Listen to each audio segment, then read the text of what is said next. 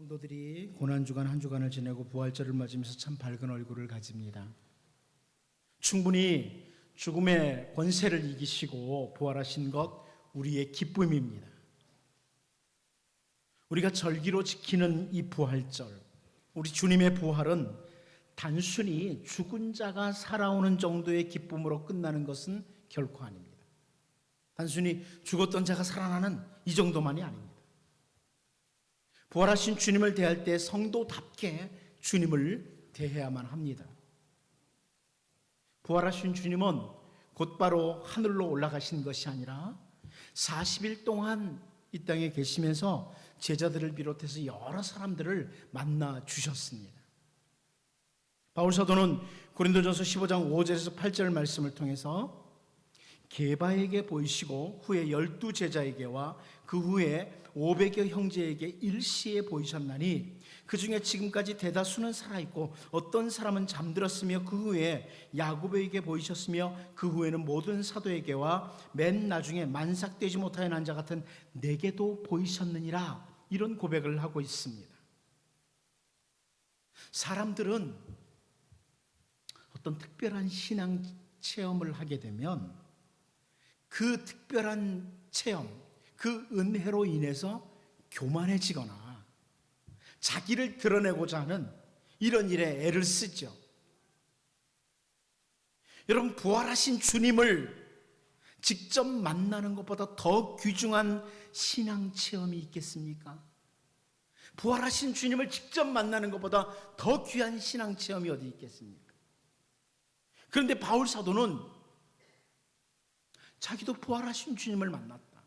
그런데 자기 자신을 가리켜서 뭐라고 표현해요? 여기 만삭되지 못하여 난 자 같은 내게도 그럽니다.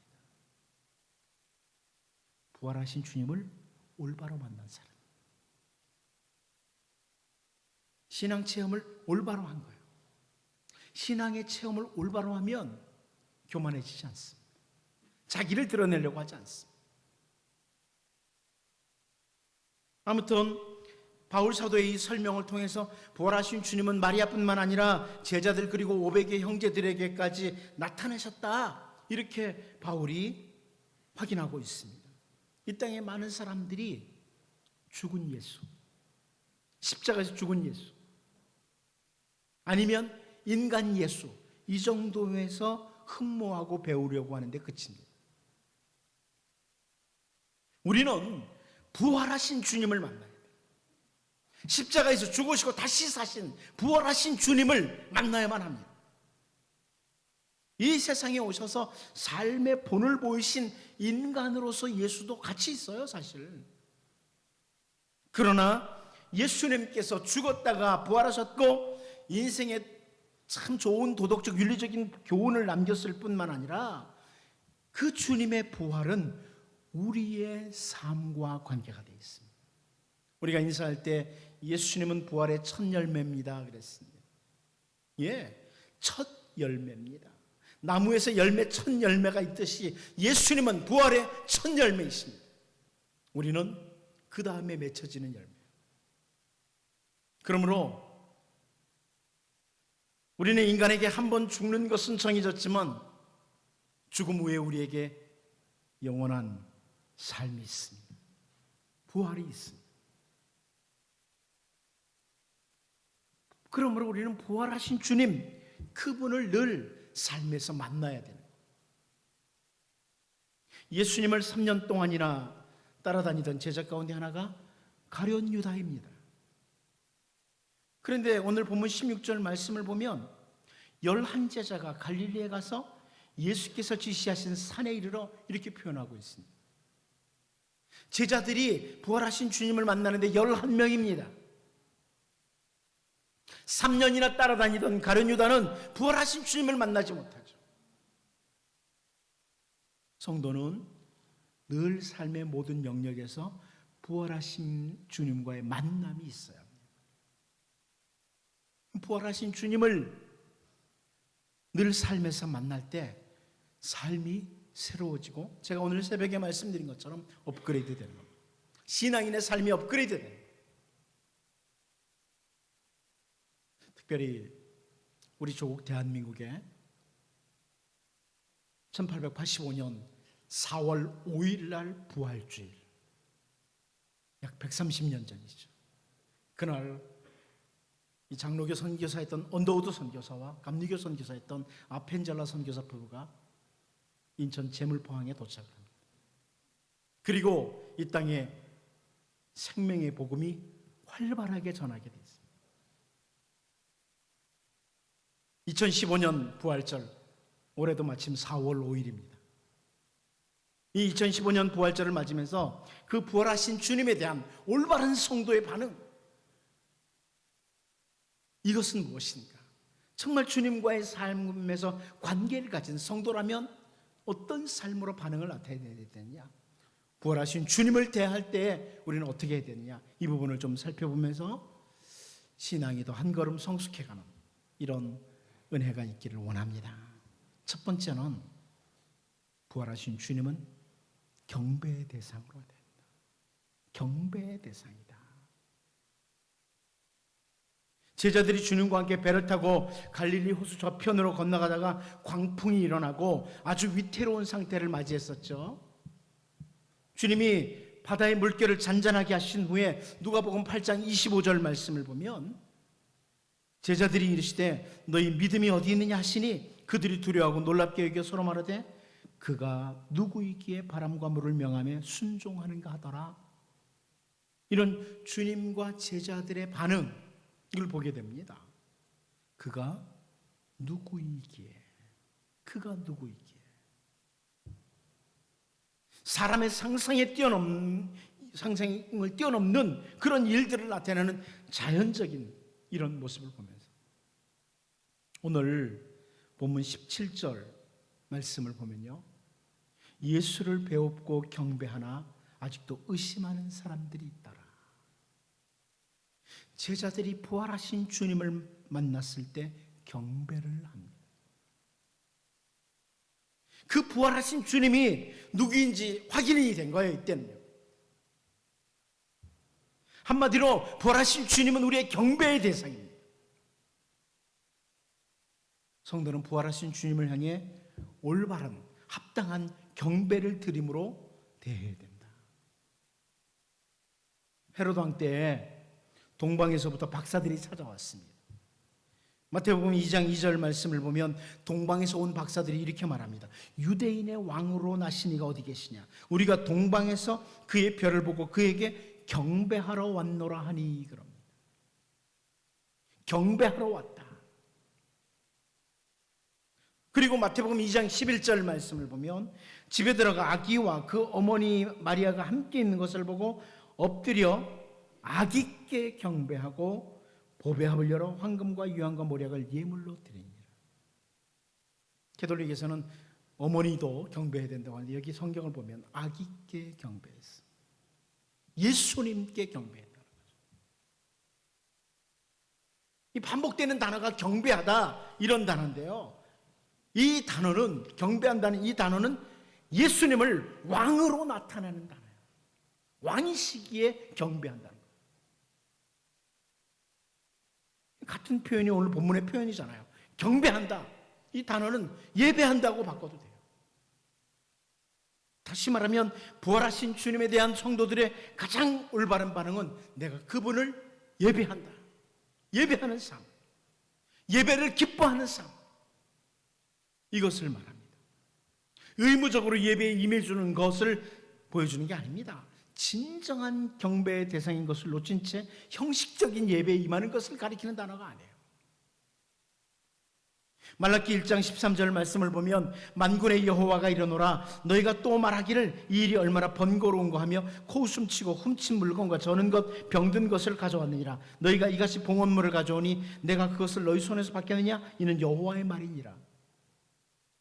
이 형식만 갖춘 예배자들을 지적하는 그런 내용이죠. 여러분, 이 부활하신 주님을 정말 여러분이 삶에서 만난다면 예배자가 됩니다. 예배자가 돼요. 예배를 가볍게 여기지 않는다는 겁니다. 우리의 모든 죄를 다 지시고 십자가에서 죽으셨지만 우리의 진정한 왕으로, 만왕의 왕으로 부활하신 그 우리의 주인 되신 주님께 예배자가 된다. 예배에 임하게 된다. 부활하신 주님을 올바로 만난 사람은 올바른 예배자가 돼요. 부활하신 주님께 예배하기를 기뻐하는 자. 어떻습니까, 여러분? 오늘은 좀 다른 주일과 달리 부활주일이라 이렇게 나오시면서 가슴에 좀 감동이 있는 상태에서 오셨습니까? 주일에 예배하러 나오면서 내가 하나님께 예배하러 간다, 부활하신 주님께 예배하러 간다, 이런 마음의 감동과 함께 오셨습니까? 죄송하지만 오늘 대통령의 초대를 받았다고 칩시다. 좀 가슴이 떨리지 않겠습니까? 그런 마음을 안 가겠어요? 어떤 분은 마포구청장님을 만나러 갈 때도 가슴이 떨린다고 그러는데, 우리 주님은 만왕의 왕이십니다. 그분께 예배하러 왔어요. 감격과 함께 오는 것이 내가 예배할 수 있다, 죽으시고 부활하신 그분께 예배한다, 이런 가슴 떨림과 함께 오는 것이 정상적이라는 거예요. 참된 예배자죠. 그분이 이곳에서 우리 예배를 기다리는데 내가 예배에 대해서 관심이 없다, 그렇다면 부활하신 주님과 정말 진정한 만남이 없는 겁니다. 바라기는 여러분, 죽음의 권세를 이기시고 부활의 첫 열매이신 그 부활하신 주님을 2015년 4월 5일 부활주일을 맞으면서 다시 한번 올바른 늘 만남으로 참된 예배자로 서는 그 주님께 예배하기를 기뻐하는 우리 모두가 될 수 있기를 원합니다. 두 번째로, 그 부활하신 주님을 대할 때 우리는 그분을 믿음의 대상으로 대해야 됩니다. 믿음의 대상이라.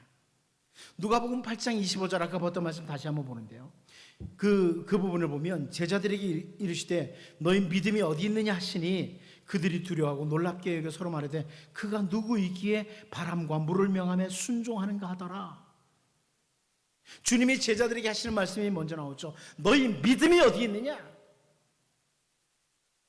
예수님을 따라다니던 공생애 때 믿음에 대해서 책망을 받던 제자들의 모습입니다. 오늘 본문 17절을 다시 봅니다.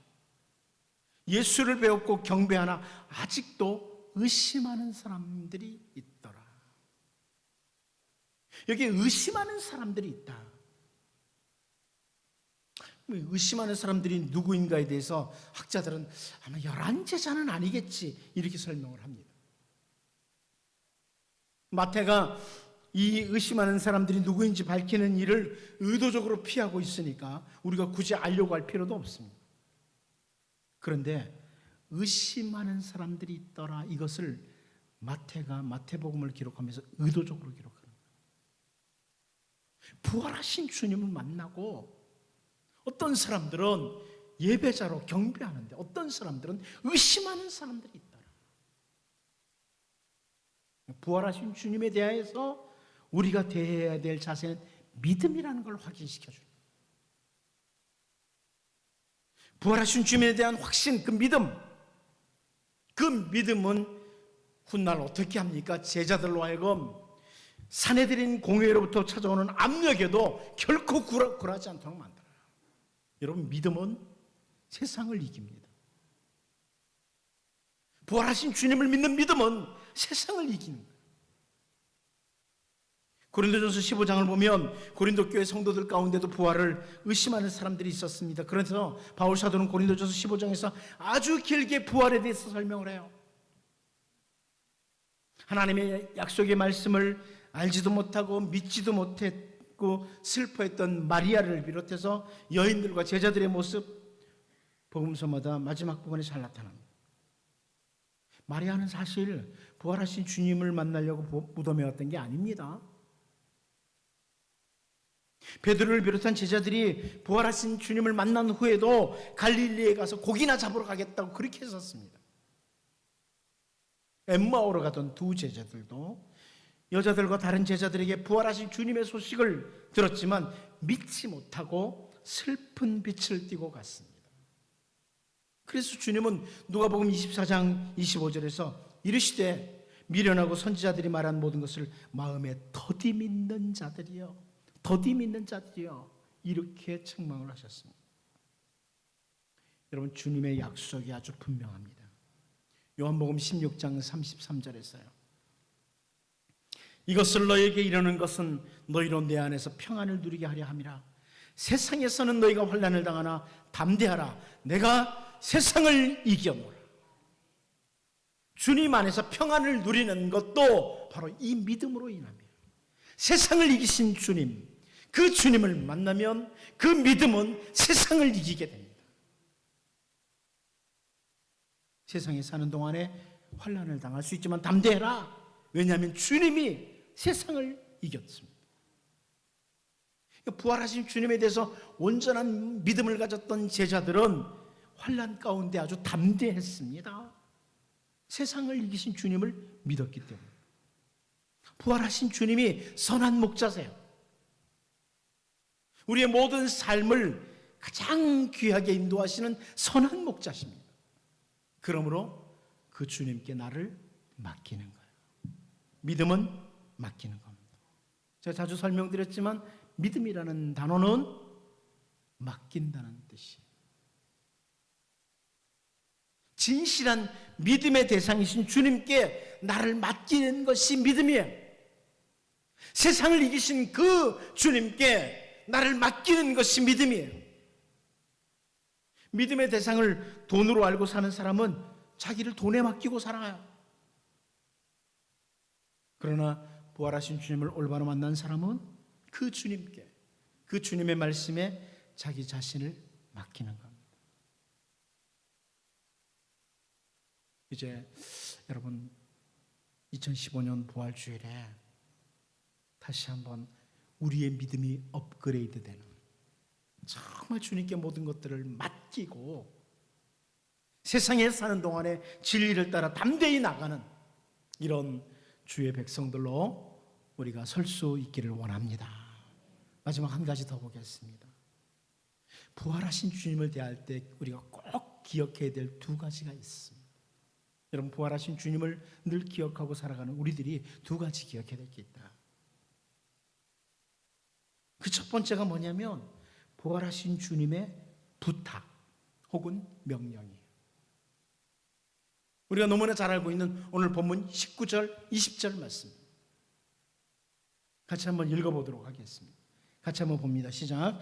그러므로 너희는 가서 모든 민족을 제자로 삼아 아버지와 아들과 성령의 이름으로 세례를 베풀고 내가 너희에게 분부한 모든 것을 가르쳐 지키게 하라. 볼지어다 내가 세상 끝날까지 너희와 항상 함께 있으리라 하시니라. 부활하신 주님이 이 부탁, 이 명령을 주셨다는 것을 늘 기억하고 살아야 되는 거죠. 부활하신 주님을 아는 백성, 부활하신 주님을 만난 백성들은 이렇게 반응을 합니다. 이렇게 삽니다. 주님은 일찍이 제자들을 파송하시면서요, 마태복음 10장 5절 6절에서요 예수께서 이 12를 내보내시며 명하여 이르시되 이방인의 길로도 가지 말고 사마리아의 고을로에도 들어가지 말고 오히려 이스라엘 집의 잃어버린 양에게로 가라, 이렇게 말씀을 하셨었습니다. 그런데 이제는 오늘 본문에서 모든 민족으로 제자를 삼으라, 이런 명령을 주십니다. 모든 민족으로. 처음에 제자들을 파송하실 때는 다른 데 아니다, 일단 이스라엘, 잃어버린 이스라엘에 가라. 그런데 부활하신 주님께서는 모든 민족을 제자로 삼으라, 이렇게 말씀을 하십니다. 더 이상 유대인과 이방인의 차별이 존재하지 않는다는 것을 보여주는 거죠. 우리 모두 전문직 선교사가 되라는 말씀은 아닙니다. 우리 모두 전문직 목사가 되라, 이런 말씀도 아닙니다. 그러나 모든 민족을 제자 삼는 일에 우리 모두가 동참해야 합니다. 여러분, 동참하셔야 됩니다. 이건 주님의 명령이에요. 부활하신 주님의 명령이에요. 어떤 방법으로든지, 기도로든지 혹은 선교사 후원하든지 어떤 것으로든지 이 선교 명령에 동참하셔야 됩니다. 이게 부활하신 주님을 올바로 만난 사람이에요. 주어진 모든 자리에서 최선을 다해서 생명의 복음을 전하기도 해야 돼요. 이 부활하신 주님과 만난 성도가 꼭 기억해야 될 첫 번째가 이 명령이라면, 두 번째는 뭐냐면, 꼭 기억해야 될 것 두 번째는 뭐냐면 주님의 약속입니다. 약속입니다. 부활하신 주님은 약속을 주셨어요. 명령만 주신 것이 아니라 약속이 있습니다. 이것도 여러분 놓치면 안 됩니다. 20절에 나오죠. 내가 너에게 분부한 모든 것을 가르쳐 지키게 하라. 볼지어다 내가 세상 끝날까지 너희와 항상 함께 있으리라 하시니라. 약속입니다. 세상 끝날까지 주님이 함께 하십니다. 부활하신 주님은 우리와 함께 하십니다. 마태복음 1장에서 주의 사자를 통해서 요셉에게 약속의 말씀이 주어졌습니다. 마태복음 1장 23절이죠. 보라, 처녀가 잉태하여 아들을 낳을 것이요 그 이름을 임마누엘이라 하리라 하셨으니 이를 번역한 즉 하나님이 우리와 함께 계시다 함이라. 예수님의 이름을 임마누엘이라고 한다고 그랬습니다. 하나님이 우리와 함께 하신다. 그런데 이 마태복음 1장 말씀이 마태복음 28장 마지막 장에 와서 다시 강조되면서 약속을 주십니다. 내가 세상 끝날까지 너희와 항상 함께 있으리라. 여러분, 예배당에 왔을 때뿐만 아니라 여러분의 가정에서도, 여러분이 머무는 모든 땅, 직장이든지 어디든지 모든 땅에 주님이 여러분 곁에 계십니다. 약속이에요. 주님의 약속. 약속을 기억하고 내 곁에 주님이 계신다. 이걸 기억하고 사는 삶. 이게 부활하신 주님을 만난 백성의 삶이에요. 히브리서 13장 5절에서 다시 설명해요. 그가, 예수님이 친히 말씀하시기를 내가 결코 너희를 버리지 아니하고 너희를 떠나지 아니하리라 하셨느니라. 약속해 주신 거예요. 성도들이 부활하신 주님과의 관계 속에 살아가는 성도들이 꼭 기억해야 될 명령과 약속입니다. 모든 민족으로 제자를 삼으라는 명령, 그리고 주님이 세상 끝날까지 함께 하신다는 이 약속, 이걸 늘 기억하고 올바른 성도들로서 부활절을 맞이하고 한 단계 더 신앙이 성숙해가는 이런 은혜가 있기를 원합니다. 기도하겠습니다. 하나님 아버지, 2015년 부활주를 맞으면서 죽음의 권세를 이기시고 부활하신 우리 주님, 그 주님 앞에 올바로 예배하는 진정한 예배자 되게 하시고 주님께 모든 것들을 맡기고 온전한 믿음으로 반응하는 그런 주의 백성들, 주님이 주신 명령과 약속을 늘 기억하고 주님의 백성으로서 더욱 신앙이 성숙해가는 그런 주의 백성들로 우리를 인도하여 주옵소서. 예수님의 이름으로 기도하옵나이다. 아멘. 우리 찬송